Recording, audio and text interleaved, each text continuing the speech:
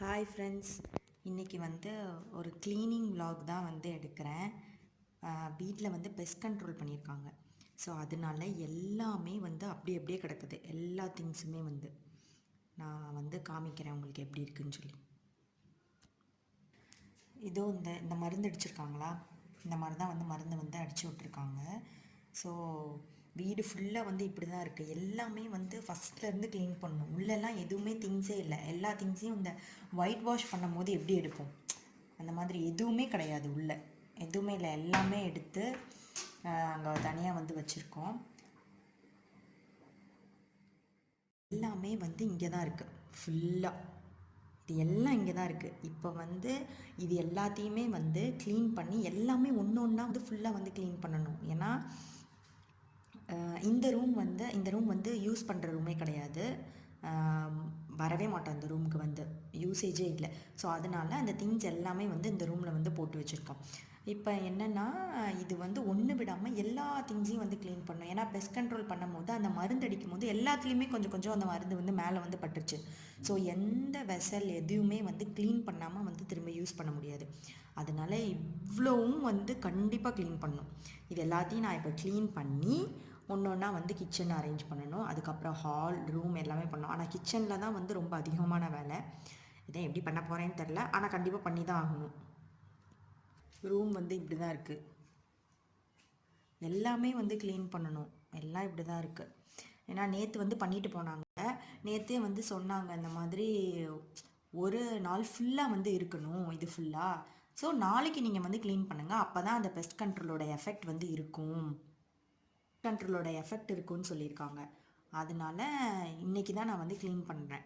இதில் எல்லாத்துலேயுமே வீடு எப்படின்னா பல மாதமாக ஒரு வீடை ஓப்பன் பண்ணாமல் ரொம்ப நாள் காலியாக இருந்தால் எப்படி இருக்கும் அந்த மாதிரி ஃபுல்லாக கீழே கண்டிஷன். ஏன்னா எல்லாருமே பண்ணும் போது அங்கங்கே எல்லா மருந்தெல்லாம் தெளித்து விட்டனால அப்படி தான் இருக்குது. அப்படி ஃபுல்லாக வெளியிலேருந்து நடந்து இந்த மாதிரி பண்ணனால எல்லாத்தையும் இப்போ க்ளீன் பண்ண போகிறேன். ஸோ நான் க்ளீன் பண்ணிவிட்டு நான் உங்களுக்கு க்ளீன் பண்ணும் போதே அப்படி நான் vlog எடுக்கிறேன். அதுக்கு தான் இப்போ க்ளீன் பண்ணுறதுக்காக எல்லாமே எடுத்து வச்சுருக்கேன். மேலேருந்து க்ளீன் பண்ணணும். எல்லாமே க்ளீன் பண்ணணும். ஏன்னா இங்கே மேலெல்லாம் அடிச்சு விட்டுருக்காங்க. ஸோ நான் இப்போ க்ளீன் பண்ணும் போதே vlog எடுக்கிறேன். நான் அப்படியே பண்ணிவிட்டு உங்களுக்கு காமிக்கிறேன்.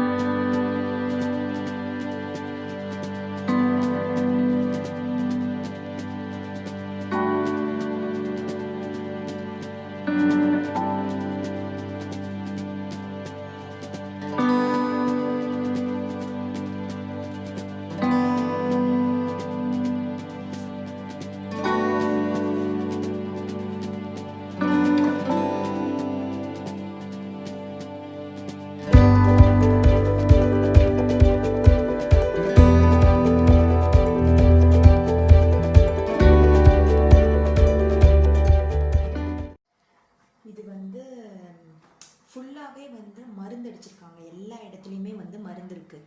அதனால் ஸ்க்ரப்பர் வச்சு யூஸ் பண்ணால் திரும்ப அந்த அதை தூர தான் போடணும். அதனால நான் இது தேங்காய் நார் தான் எடுத்திருக்கேன். அப்போ நான் தான் எல்லா இடத்துலையும் பண்ணிட்டு தூர போட்டுடலாம். ஏன்னா ஃபுல்லாக பூச்சி மருந்து இல்லை. அதனால நான் இது வச்சுன்னா நான் கழுவுவேன்.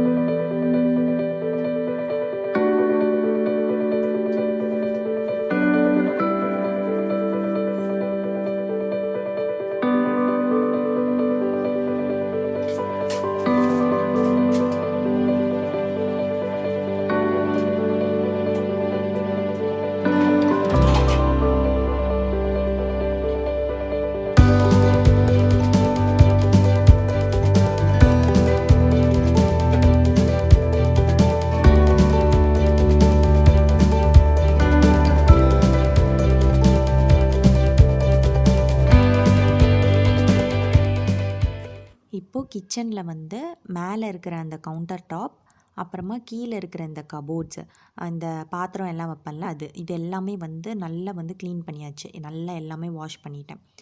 அப்புறம் இந்த இடமும் நான் நல்லா வந்து வாஷ் பண்ணிட்டேன். அந்த தேங்காய் நார்லாம் போட்டு நல்லா போட்டு தேய்ச்சிட்டு இருந்தேன்ல அது, இந்த இதெல்லாம் இதுவும் எல்லாமே வந்து வாஷ் பண்ணிட்டேன். ஆனால் வெறும் இந்த மேலே இருக்கிற இந்த கபோர்ட், கவுண்டர் டாப், அப்புறமா கீழே பாத்திரம்லாம் வைக்கிறது, இங்கே சைடில் இருக்கிறது, இதெல்லாம் மட்டும்தான் நான் வந்து க்ளீன் பண்ணியிருக்கேன்.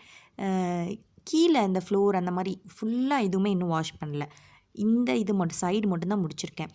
ஏன் இதெல்லாம் நான் வந்து ஃபஸ்ட்டு க்ளீன் பண்ணியிருக்கேன்னா, ஏன்னா எல்லா வெசல்ஸையும் வந்து நான் வந்து வாஷ் பண்ணி மேலே இந்த கவுண்டர் டாப்பில் வந்து வச்சுட்டேன்னா எல்லாமே வந்து காஞ்சிரும்.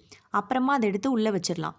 அதுக்கப்புறம் ஃபுல்லாக க்ளோஸ் பண்ணிட்டேன்னா இந்த வேலையெல்லாம் பார்த்துடலாம். அதுக்காக தான் எல்லாமே வந்து முடிஞ்சது. கபோர்ட்ஸ், கவுண்டர் டாப், அதுக்கப்புறமா பர்னர் எல்லாமே வந்து க்ளீன் பண்ணிட்டேன்.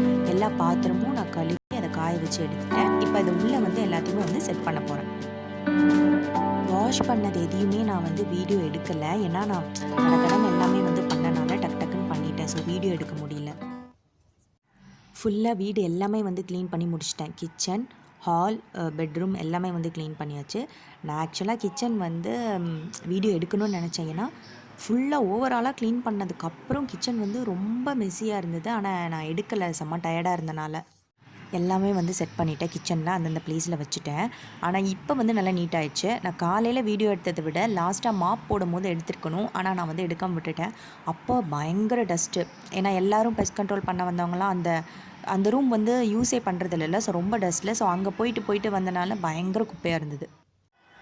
ஹால்லையுமே வந்து நல்லா நீட் பண்ணியாச்சு. காலையில் வந்து எப்படி இருந்தது, எதுவுமே வந்து பண்ணவே முடியல, அந்த மாதிரி இருந்தது. ஃபுல்லாக அந்த பூஜை ரூமில் இருந்தது எல்லாமே வந்து இங்கே தான் வந்து எடுத்து வச்சுருந்தேன். அப்புறம் சேர் எல்லாம் மொத்தமாக அது மேலே கரும்பு அப்படி இப்படின்னு இருந்தது. ஆனால் இப்போது எல்லாமே டைனிங் டேபிள், டீப்பா நல்லா ஃபுல்லாக க்ளீன் பண்ணியாச்சு. ஸோ இப்போ க்ளீனிங் வந்து முடிஞ்சுது. இப்போ அடுத்து வந்து குக்கிங் வந்து பண்ண போகிறேன். இன்றைக்கி வந்து முட்டை குழம்பு தான் வந்து வைக்க போகிறேன். உடச்சி ஊற்றி வைப்போம்ல அந்த முட்டை குழம்பு. அதுக்கு ஒரு 2 ஸ்பூன் ஆயில் நல்லா ஹீட் ஆன அப்புறமா கடுகு போட்டு அது நல்லா வந்து பொரிஞ்ச அப்புறமா பட்டை கொஞ்சமாக, அதுக்கப்புறமா வந்து கிராம்பு ஒரு 3 அல்லது 4 கிராம்பு, அதுக்கப்புறமா பெருஞ்சீரகம், சோம்பு வந்து ஒரு 1/2 ஸ்பூன்.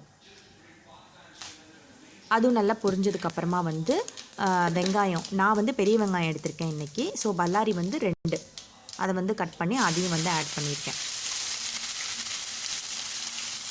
அப்புறமா வந்து பச்சை மிளகா, 2 பச்சை மிளகா உங்களுக்கு, ஏன்னா சில்லி பவுடரும் ஆட் பண்ணுவோம். ஸோ அதனால் 2 பச்சை மிளகா, 5 பூண்டு.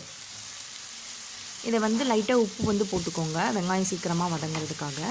இதை வந்து சின்ன வெங்காயத்தில் பண்ணால் இன்னும் ரொம்ப டேஸ்ட்டாக இருக்கும். ஆனால் நான் இன்றைக்கி பெரிய வெங்காயம் தான் வந்து யூஸ் பண்ணியிருக்கேன்.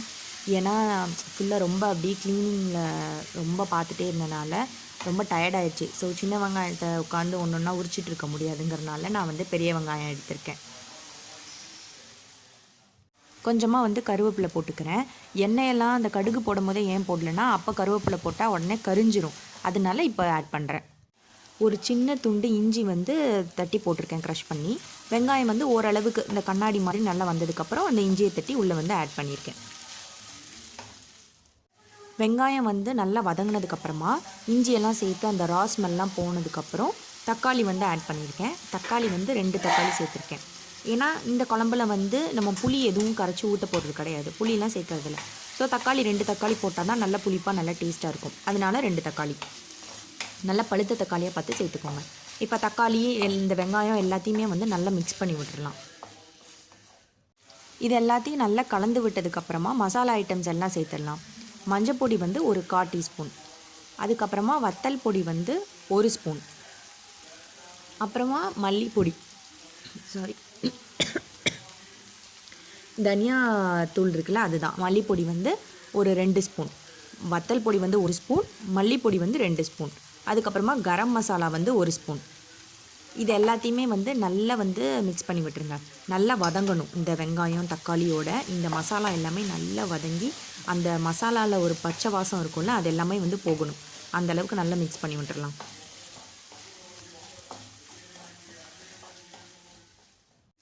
இப்போ இதில் வந்து கொஞ்சமாக நல்லா வதங்கினதுக்கப்புறமா கொஞ்சம் தண்ணி சேர்க்குறேன். 1 டம்ளர் தண்ணி ஆட் பண்ணியிருக்கேன் நான். ஏன்னா எனக்கு வந்து ரொம்ப தண்ணியாக வேணாம் குழம்பு, ஓரளவு கொஞ்சம் கிரேவி மாதிரி தொக்கு மாதிரி தான் வேணும். அதனால நான் அதிகமாக தண்ணி சேர்க்கலை. ஆனால் நிறைய குழம்பு வேணும், நிறைய பேருக்கு வேணும் அப்படின்னா எக்ஸ்ட்ரா தண்ணி சேர்த்துக்கோங்க. எவ்வளோ தண்ணி வேணுமோ அந்தளவுக்கு மசாலா ஐட்டம்ஸ் எல்லாமே வந்து கரெக்டாக போட்டு தண்ணி கொஞ்சம் அதிகமாக ஆட் பண்ணிக்கோங்க. நான் வந்து 1 டம்ளர் தான் ஆட் பண்ணியிருக்கேன். அதுவும் ரொம்ப குட்டி டம்ளருக்கு 1 டம்ளர் தண்ணி. இதை நல்லா தண்ணி சேர்த்துட்டு கலந்து விட்டுருங்க. தண்ணி சேர்த்துட்டு நான் வந்து ஒரு 3 நிமிஷம் வந்து மூடி வச்சுருந்தேன். மூடி வச்சதுக்கப்புறம் அந்த எண்ணெய் எல்லாமே வந்து நல்லா தனியாக பிரிஞ்சு வந்து நல்ல ஒரு கிரேவி கன்சிஸ்டன்சியில் ஆயிரும். அதுக்கப்புறம் இப்போ வந்து வேணும்னா தேங்காய் அரைச்சி சேர்த்துக்கலாம். அப்படி இல்லை அப்படின்னா டேரெக்டாக இதிலேயே வந்து முட்டையை உடச்சி ஊற்றிடலாம். நான் வந்து தேங்காய் அரைச்சி வந்து ஊற்றிருக்கேன். தேங்காய் கொஞ்சமாக தேங்காய், அப்புறமா வந்து பெருஞ்சீரகம் ஒரு 1/4 டீஸ்பூன். ஏன்னா ஏற்கனவே நம்ம ஃப்ரை பண்ணும்போது பெருஞ்சீரகம் போட்டிருக்கோம் தாளிக்கும் போது. அதனால கொஞ்சம் தேங்காய், பெருஞ்சீரகம், அப்புறமா வந்து கொஞ்சமாக வந்து கடலைப்பருப்பு, பொரிகடலை, அது வந்து சேர்த்து வந்து அரைச்சிருக்கேன். ஒரு 3 ஸ்பூன் தான் நான் வந்து போட்டிருக்கேன் தேங்காய் அரைச்சி ஊற்றுனதில். ஒரு வேளை உங்களுக்கு தேங்காய் அரைச்சி ஊற்றுற அந்த டேஸ்ட் பிடிக்கல அப்படின்னா ஒரு ஹோல் முட்டை, முழு முட்டை எடுத்து ஆம்லேட்டுக்கு வந்து போடும் போது எப்படி நல்லா அடிப்போம், அதை நல்லா அந்த மாதிரி நல்லா மிக்ஸ் பண்ணிவிட்டு இந்த குழம்புக்குள்ளே வந்து ஊற்றிடலாம். ஊற்றிட்டு முட்டையை அடித்து உடச்சி உள்ளே ஊற்றிடலாம். தேங்காய் அரைச்சி இதில் சேர்த்ததுக்கப்புறம் இப்போ தேவையான அளவு வந்து உப்பு ஆட் பண்ணிக்கலாம். இந்த தேங்காய் இதெல்லாம் அரைச்சி சேர்க்குறது எதுக்காகனா குழம்பு வந்து கட்டி ஆகிறதுக்காக தான். ஒன்று தேங்காய் அரைச்சி சேர்த்துக்கலாம், அப்படி இல்லைன்னா நான் முட்டை கலந்து மிக்ஸ் பண்ணி ஆட் பண்ண சொன்னேன்ல, அந்த மாதிரியும் சேர்த்துக்கலாம். ஒரு வேளை ரெண்டுமே வேணாம் அப்படின்னா அந்த தக்காளி எல்லாம் ஆட் பண்ணி ஒரு கிரேவி கன்சிஸ்டன்சி வந்ததுக்கப்புறம் அப்போவே வந்து முட்டையை உடச்சி ஊற்றி குழம்பு வந்து ரெடி பண்ணிடலாம். இப்போ இதை வந்து ஒரு 3லேருந்து 4 நிமிஷம் வந்து மூடி போட்டு நல்லா கொதிக்க விட போகிறேன். ஏன்னா இப்போ தான் தேங்காய் ஆட் பண்ணியிருக்கோம், அந்த தேங்காயோட பச்சை வாசம்லாம் வந்து போகிறதுக்காக. குழம்பு நல்லா கொதிச்சிருச்சு. இப்போ வந்து முட்டை வந்து உடச்சி அதில் வந்து ஊற்ற போகிறேன். முட்டை வந்து ரொம்ப மெதுவாக ஊற்றுங்க, அப்படி இல்லைன்னா மஞ்சக்கரு வந்து கலந்துரும், நல்லா எல்லோ வந்து தனியாக தெரியணும். எனக்கு இந்த முட்டையில் வந்து சரியாக வரல ஃபஸ்ட்டு முட்டை, அந்த மஞ்சக்கரு வந்து கொஞ்சம் ஷேக் ஆயிடுச்சு.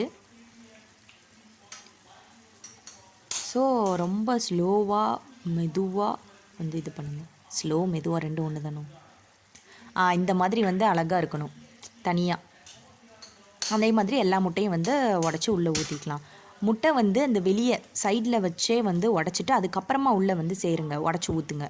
வெளியே உடச்சிட்டு உள்ளே வந்து ஊற்றுங்க. ஏன்னா அந்த குழம்புக்கு மேலேயே வச்சு நைஃப் வச்சோ இல்லை ஸ்பூன் வச்சோ வந்து உடச்சோம் அப்படின்னா அந்த முட்டை தோடெல்லாம் வந்து குட்டி குட்டி சின்ன சின்ன பீசஸ்லாம் உள்ளே வந்து விழுறதுக்கு வாய்ப்பு இருக்குது. அப்புறம் சாப்பாட்டில் கலந்து நம்ம சாப்பிடும் போது வாயிலெல்லாம் வந்து கடிப்படும்.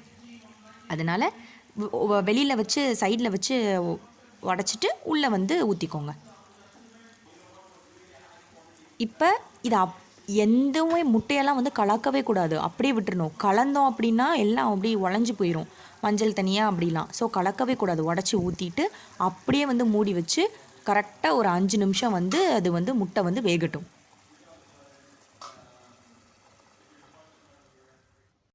5 நிமிஷம் கழித்து இந்த முட்டை வந்து நல்லா வெந்துருச்சு. இப்போ இதை திருப்பி போடணுன்னா போடலாம், போடலனாலும் ஒன்றும் இல்லை. ஆனால் திருப்பி போட்டால் இந்த சைடு கொஞ்சம் நல்லா வெந்து நல்லாயிருக்கும். நான் வந்து தெரியாமல் இந்த உட்டன் கரண்டி வந்து எடுத்துட்டேன், அதனால சரியாக திருப்பி போட வர மாட்டேங்குது. ஸோ நான் எல்லாத்தையும் ஒழுங்காக நல்லா திருப்பி போட்டுட்டு அதுக்கப்புறமா நான் உங்களுக்கு வந்து காமிக்கிறேன். 4 முட்டையும் திருப்பி போட்டாச்சு. இப்போ இதை 2லேருந்து 3 நிமிஷம் வரைக்கும் கொதிக்க விடலாம். அப்படி இல்லைன்னா இப்போயே கூட ஆஃப் பண்ணிடலாம், ஏன்னா அந்த ஹீட்லேயே வந்து பாயில் ஆயிரும். திருப்பி போட்டுட்டு ஒரு 3 நிமிஷம் கொதிக்க விட்டேன். முட்டை எல்லாம் நல்லா வந்து குழம்பு ரெடி ஆயிடுச்சு. லாஸ்ட்டாக கொத்தமல்லி இலை போட்டு இறக்கிற வேண்டிதான்.